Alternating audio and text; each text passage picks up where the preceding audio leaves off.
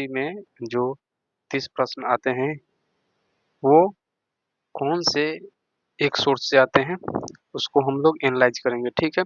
और अंत में जानेंगे कि वो किताब कौन सा है जिसमें लगभग 95 टू 100% क्वेश्चन वहीं से आते हैं। तो फ्रेंड्स देखते हैं कि वो कौन कौन से सोर्स है। इससे पहले मैं अपने बारे में थोड़ा सा बता दूं तो जैसा कि मेरा ये मार्कशीट है, आपको दिखाई दे रहा है कि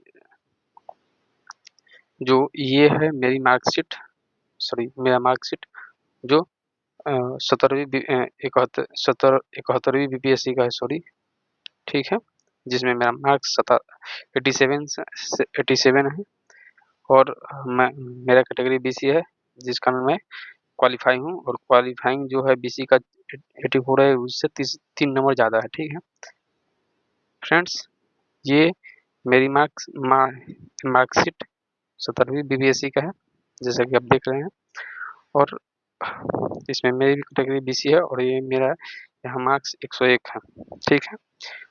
उस समय जो 70वीं बीपीएससी में सबसे ज़्यादा हो हल्ला हुआ था, ठीक है, और उस समय कट ऑफ लगभग अराउंड जनरल का 91 के करीब गया था। उस समय जो आयोग का एक जो नोटिस या कहें कि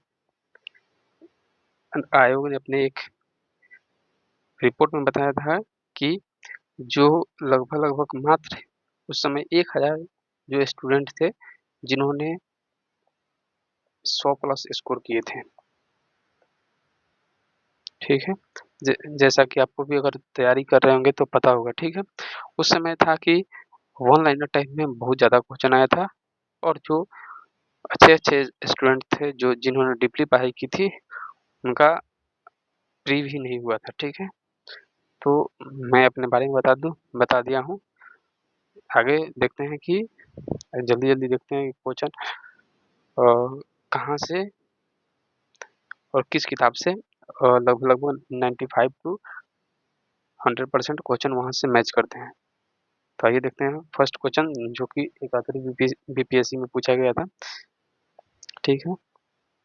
कि कांग्रेस में किस भारतीय नेता ने प्रथम बार उदारवादियों पर सुरक्षित वाल्व सिद्धांत का प्रयोग करने का अपेक्ष लगाया था, यानी कि किसने सुरक्षा वाल्व का सिद्धांत लगाया था। तो इसका आंसर हो जाएगा लाला लाजपत राय। जैसा कि देख सकते हैं सोर्स में सेफ्टी वाल्व का सिद्धांत तदनुसार डॉल्फिन यहाँ पे है और यहाँ पे देखेंगे कि सुरक्षा वाल्व का सिद्धांत से बाहर निकला है। सेफ्टी वाल्व का सिद्धांत लाला लाजपत राय ने यंग इंडिया अपने बुक किस में प्रकाशित किया था, तो यंग इंडिया लेख में उन्होंने दिया था। अगला क्वेश्चन देखते हैं दिल्ली में उसके राजकीय प्रवेश के अवसर पर किस वायसराय पर एक बम फेंका गया था। तो इसका आंसर हो जाएगा हार्डिंग। जैसा कि यहाँ पे देख सकते हैं कि जो दिल्ली दरबार हुआ था 1911 में, तीसरा दिल्ली दरबार आयोजन हुआ था, उस समय लॉर्ड हार्डिंग के पर बम फेंका गया था। जैसे कि क्रांतिकारी 23 दिसंबर 1912 में वायसराय लॉर्ड हार्डिंग के परिवार के साथ समारोह में भाग ले दिल्ली प्रवेश कर रहे थे, उसी समय चांदनी चौक के पास जुलूस पर बम फेंका गया था, ठीक है। नेक्स्ट क्वेश्चन देखते हैं यंग इंडिया एक राष्ट्रीय पत्र है, किसने प्रारंभ किया था। देखते हैं, देखिए यहाँ पे यंग इंडिया है और अंग्रेजी भाषा में 1919 में महात्मा गांधी ने इसे पब्लिश किया था, ठीक है। ये किताब का पेज नंबर 398 है। हम किताब का जिक्र लास्ट में कर देंगे कौन से बुक है। नेक्स्ट क्वेश्चन देखते हैं किस कमीशन ने सभी राजनीतिक समूहों और दलों के किसी भी भारतीय सदस्य शामिल नहीं करने के कारण बेचैनी को बल दिया था। तो जैसा कि आप जानते हैं कि साइमन कमीशन में जो 7 सदस्य थे, सातों अंग्रेजी सदस्य थे। यहाँ पे जैसे कि आपको यहाँ पर देख सकते हैं कि इनमें 7 सदस्य थे साइमन कमीशन में और एक भी सदस्य ये भारतीय नहीं था, ठीक है। नेक्स्ट क्वेश्चन देखते हैं, जल्दी में देखते हैं किसने दिल्ली चलो आंदोलन दिल्ली किसने आजाद हिंद फौज का नेतृत्व संभाला और दिल्ली चलो की प्रसिद्ध लड़ाई का नारा दिया? ठीक है, दिल्ली चलो का नारा किसने दिया था? तो जैसा कि आपको भी पता होगा, इसमें इसका आंसर हो जाएगा सुभाष चंद्र बोस। सॉरी, देखते हैं 3 पीडीएफ क्या है। नेक्स्ट, सॉरी, यहाँ आगे मिल जाएगा इसका एक्सप्लेनेशन की। ठीक है, ये क्वेश्चन यही था कि दिल्ली चलो का नारा जो था किसने दिया था। तो यहाँ पे जैसा कि देख सकते हैं कि यहाँ पे सुभाष चंद्र बोस ने दिल्ली चलो तथा तू मुझे खून दो मैं तुझे आजादी दूंगा का नारा दिया था। ठीक है, नेक्स्ट देखते हैं। हम या तो भारत को स्वतंत्र करेंगे या अभियान में मर जाएंगे, यह किसने कहा था? जैसा कि आप पढ़ेंगे तो आपको भी पता होगा कि महात्मा गांधी ने भारत छोड़ो आंदोलन के दौरान कहा था। देखते हैं कि उसमें हम सोर्स की बात करते हैं वहाँ उसमें मिलता है कि नहीं।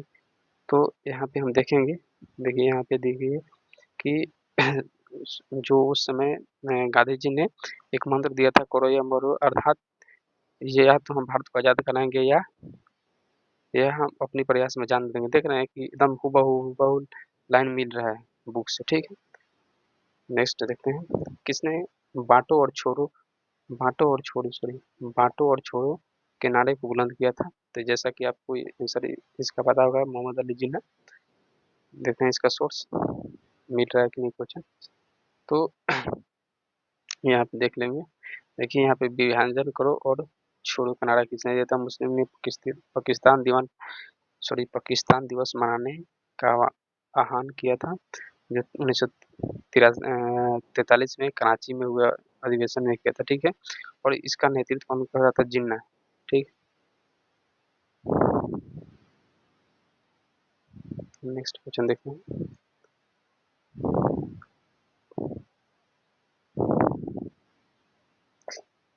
किस अधिनियम ने भारत के विभाजन के लिए 2 नए स्वतंत्र भारत और पाकिस्तान के नए राज्य को मूर्ति रूप दिया था? तो जैसा कि आपको भी पता होगा कि दोनों इंडिया और पाकिस्तान का विभाजन भारत छोड़ो भारतीय स्वतंत्रता अधिनियम 1947 के द्वारा किया गया था। ठीक है, जैसा कि यहाँ पे देख सकते हैं 1947 का है। ठीक है, 18 जुलाई को पारित हो गया था। ये भी पूछता है कि किस दिन को पारित हुआ था, जैसा कि शायद एईडीओ में भी पूछा था ये क्वेश्चन। ठीक है, और यहाँ पे भारत सम्राट को हटा दिया गया और यहाँ पाकिस्तान को इन दोनों को इसके द्वारा दोनों दोनों राष्ट्रों का विभाजन किया गया। नेक्स्ट क्वेश्चन देखते हैं। सूची 1 सूची 2 को मिलान करना है। यहाँ पे प्राचीन स्थल दे दिया है और वर्तमान में किस राज्य में अवस्थित है? जैसे कि कौन सुवन है, प्राग ज्योतिष, गिरनार और प्रतिष्ठान। ठीक है, इधर महाराष्ट्र, गुजरात और पश्चिम बंगाल और असम। इसका सोर्स देख लेते हैं। देखिए यहाँ पे कर्ण सुवर्ण की बात की गई है, यहाँ पे भी कर्ण सुवर्ण की बात की गई है।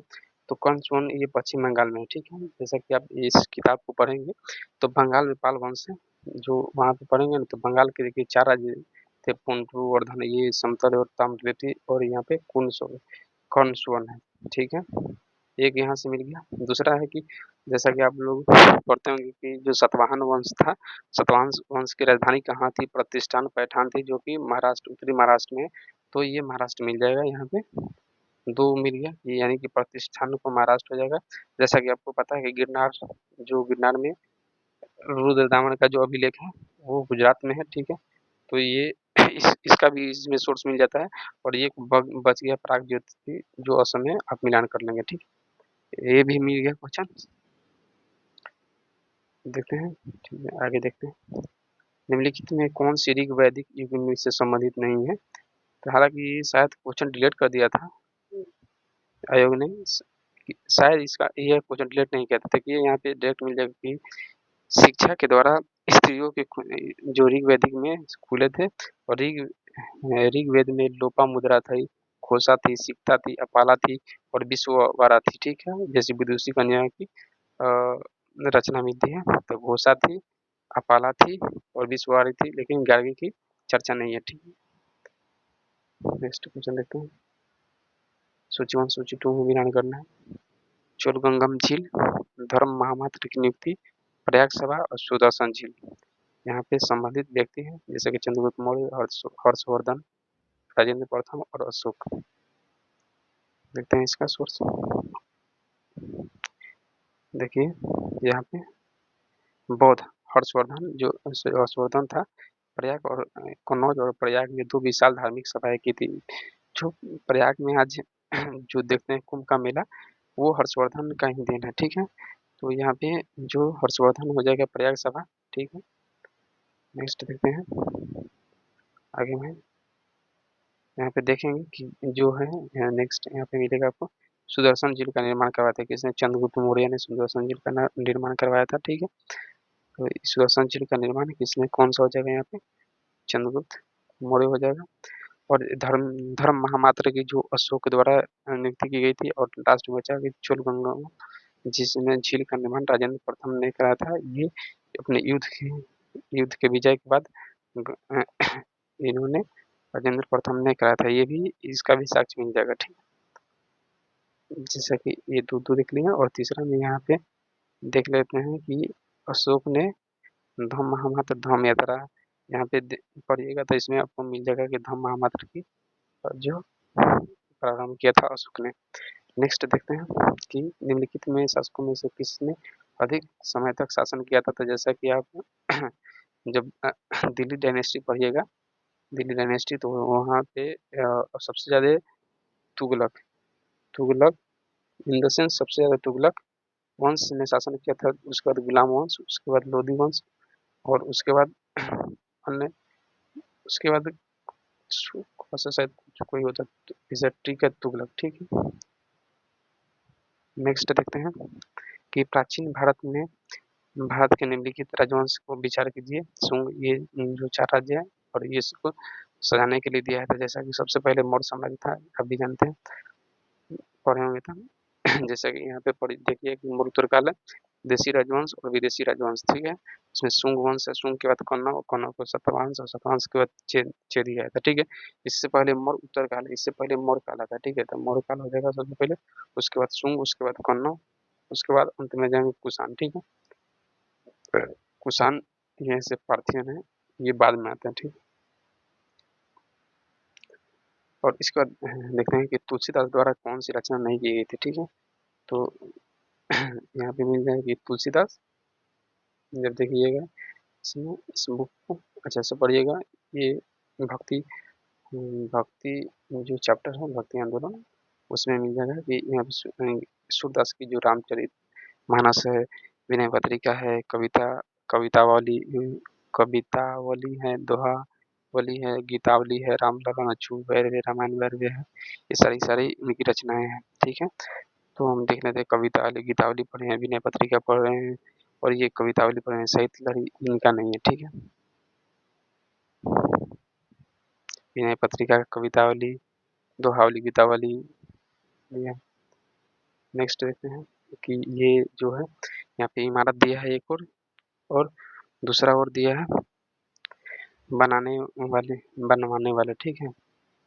दूसरी ओर काबुल बाग की मस्जिद दी है, 2.5 दिन का जो पड़ेगा। इलाहाबाद का गिरा और इत्माद-उद-दौला का मकबरा, ठीक। देखते हैं जैसे कुतुबुद्दीन ऐबक द्वारा बनाया गया था। सबसे पहले कुतुबुद्दीन ऐबक द्वारा 2.5 दिन का झोपड़ा। एक और भी यहाँ से मिल जाएगा, काबुली बाग का निर्माण बाबर ने कराया था।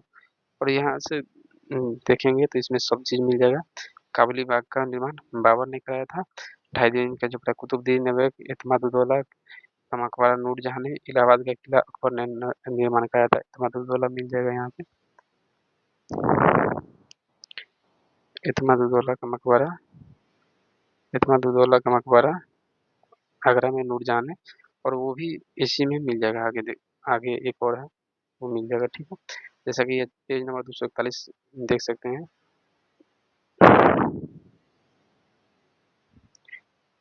ये कई जगह इस चीज़ का वर्णन है, ठीक है। कुव्वतुल इस्लाम 2.5 दिन का झगड़ा 240 में भी इसका वर्णन है। पेज नंबर निम्नलिखित में से कौन सा सुमेलित नहीं है। जैसे कि व्यक्ति दिया है और संबंधित रहे हैं। जैसे दयानंद सरस्वती आप लोग जानते हो, सत्यार्थ प्रकाश है, स्वामी नैयर, जस्टिस पार्टी दिया है, जयतेवा फुले सत्यशोधक समाज, ये तो जानते हैं, ये सब कोई जानता है। देखिए इसका साक्ष्य देखते हैं। यहाँ जस्टिस पार्टी दिया है, मुदलियार है, नायर है, त्याग चट्टी है, ठीक है।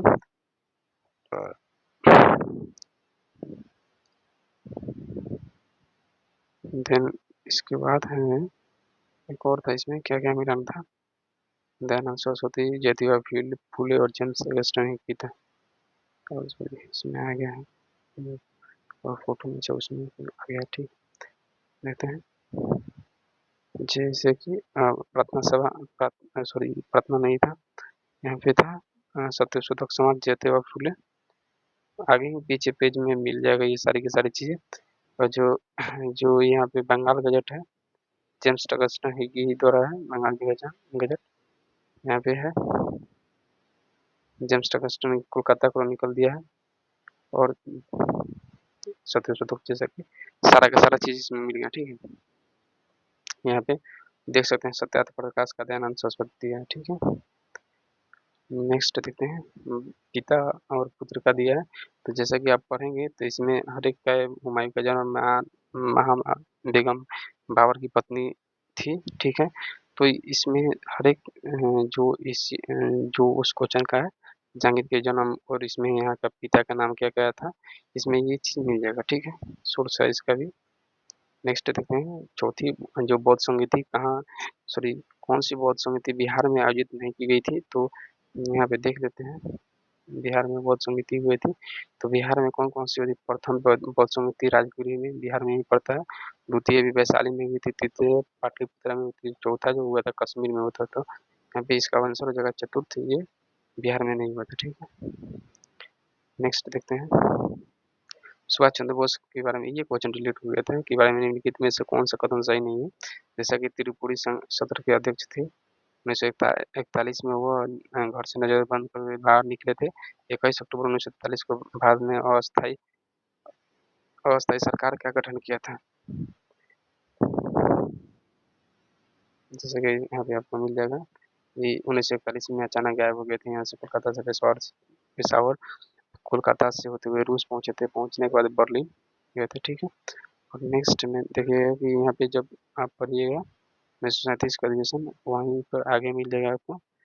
यहाँ पे 1938 में हरिपुरा सेशन होता है, जिसके अध्यक्ष चुने जाते हैं, और यहीं पे विवाद हो जाता है। इससे पहले त्रिपुरी 1937 में होता है, यहाँ पे मिल जाएगा इसी में, ठीक है। नेक्स्ट देखते हैं आधुनिक भारतीय इतिहास में निम्नलिखित घटनाओं पर विचार कीजिए। जैसा कि राजनंद कुमार नंद कुमार है, सलाबाई की संधि कब हुई थी, वाणिवास का युद्ध कब हुआ था, टीपू सुल्तान की मृत्यु कब हुई थी, ये सारे के सारे साक्ष्य मिल जाएंगे, ठीक है। जैसे कि वाणिवास का युद्ध कब हुआ था, तो 1760 ईस्वी में हुआ था। फिर बात करते हैं आंग्ल मैसूर युद्ध, चौथा जो चतुर्थ आंग्ल मैसूर युद्ध हुआ था। इसमें इसके बाद क्या होता है, टीपू सुल्तान की बहादुरी से लड़ा और मारा गया। इसमें टीपू सुल्तान की मृत्यु चतुर्थ आंग्ल यानी कि 1799 में हुआ होता है।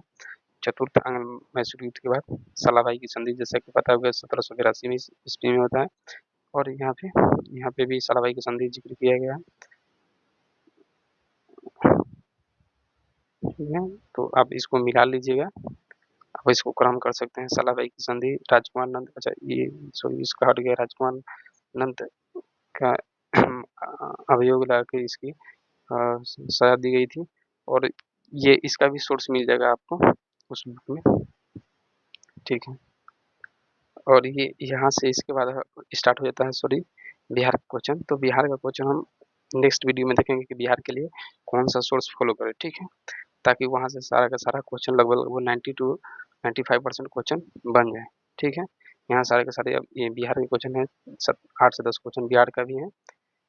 जैसा कि जानते हैं कि बीपीएससी में लगभग लगभग अराउंड 30 से 32 क्वेश्चन या 35 क्वेश्चन तक हिस्ट्री से आते हैं, ठीक है। हिस्ट्री से आते हैं, जिसमें से 8 से 10 बिहार से भी रहते हैं, ठीक है। यानी 25 से 27 क्वेश्चन केवल केवल हिस्ट्री से होते हैं, और इसमें से मेन वेटेज जो होता है मॉडर्न का होता है, अराउंड ये 15 के करीब होता है, ठीक है। और 10 क्वेश्चन इसमें एंशियंट और मेडाइवल, एंशियंट और मेटाइबल होते हैं, ठीक है। तो जो हमने सोर्स देखा है और हम यही सोर्स हमेशा से फॉलो किए किए हुए हैं। जैसा कि मेरा मार्क्स देखते होंगे कि 17वीं में भी मेरा रिजल्ट हुआ है, 71वीं में भी हुआ है, इससे पहले मेरा 67वीं में भी हुआ है। 2 बीच में नहीं होने के कारण है कि जॉब जॉब के कारण मेरा ग्रुप डी में जॉब था। उस दौरान मैंने पढ़ाई अच्छे से नहीं की थी, जिस कारण मेरा नहीं हो पाया। हालाँकि उस समय भी मेरा अराउंड 80 के करीब नंबर था, तो कट ऑफ से 3-4 नंबर ही कम था, ठीक है। तो ये जो सोर्स बताए हैं, बात बात करते हैं सोर्स की, ये सोर्स कौन से बुक से ये सारे के सारे क्वेश्चन आए हैं। तो ये बुक है दृष्टि का क्विक बुक है। क्विक बुक जैसा कि आप मार्केट में जाइएगा तो ये आपको बुक इजीली अवेलेबल हो जाएगा, मिल जाएगा, ठीक है। ऐसा नहीं है कि इसका हम प्रमोशन कर रहे हैं, क्योंकि ये इस बुक को मैंने एटलीस्ट कम से कम 20 से 30 बार पढ़ा है। इस बुक से रिलेटेड मेरा एक शॉर्ट वीडियो भी होगा, देखिएगा कि उस बुक को किस जाइएगा प्लेलिस्ट में, तो हम उसमें एक शॉर्ट वीडियो डाले हैं, जिसमें बुक को केवल पलटते हुए दिखाए हैं कि उसको किस किस हिसाब से पढ़े हैं, ठीक है। अगर आप अगर आप इस बुक को पढ़ते हैं तो मैं गारंटी देता हूँ कि जितने भी क्वेश्चन आएंगे 30 से 32 क्वेश्चन अगर आते हैं तो आप अगर इस जो अगर 25 को हिस्ट्री से आता है तो आप 22 22 या 20 इतना से कम नहीं बना सकते हैं। इतना तो जरूर बनाइएगा, कितना भी हार्ड दे। अगर अगर ये तो तो छोटा छोटा क्वेश्चन है, इससे भी हार्ड देता है तो भी बना लेंगे। हम कुछ दिनों के बाद जो एडीओ जो सबसे पेपर बोला जाता था कि हार्ड है, वहाँ का भी लगभग लगभग 80 to 90% यही से इसी किताब से फंसा है। हम आगे में उसका भी रिव्यू करेंगे, ठीक है। तो फ्रेंड्स आप कमेंट कीजिएगा कि आगे हम अ, कैसे तैयारी किए थे, और उस विषय में चाहिए वीडियो तो, या फिर अन्य किसी सब्जेक्ट के बारे में या किसी से संबंधित अगर कोई भी वीडियो चाहते हैं तो आप ज़रूर कमेंट कीजिएगा। थैंक यू, धन्यवाद। लाइक और सब्सक्राइब कर लीजिएगा चैनल को, क्योंकि ये नया नया चैनल है, ठीक है फ्रेंड्स, धन्यवाद।